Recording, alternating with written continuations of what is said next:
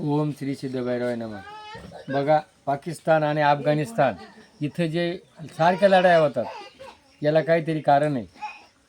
ज्या वेळेला धृतराष्ट्र आंधळा होता आणि त्याला भीष्माचार्यांनी गांधार राजाकडून त्याची मुलगी करून आणली गांधारी.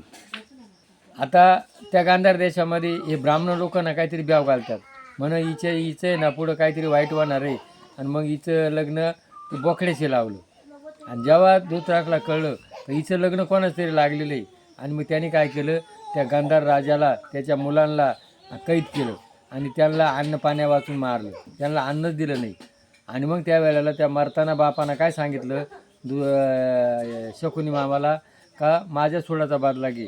आणि मग त्याच्या बापाचे जे हाडकं होते त्याचा असा मायव पास तयार केला आणि तो फासा.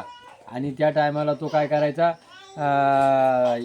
कौरव पांडवांमध्ये दूध खेळायला लागले आणि त्यांनी ते दूध खेळून पांडव हरवले आणि पांडवांच्या हातून कौरवांचं काय केलं, वाटोळं केलं.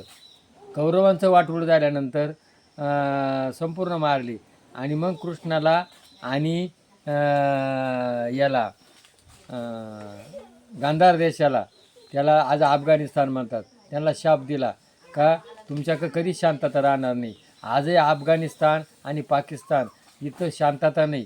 ते झगडे जे करतात, मारामाऱ्या करतात, त्याला हा एक महिलेचा शाप आहे. म्हणून त्यांना फक्त काय कळतं, कुर्बानी मारणं आणि लढाया करणं. तर हा कोणाचा हाळतळाट घेऊ नका. हाळतळाट जर घेतला तो भोगावा लागतो. हे शास्त्राचं जिवंत उदाहरण आहे. पटलं असेल तर क्लिक करा. जय भैरवनाथ महाराज की जय.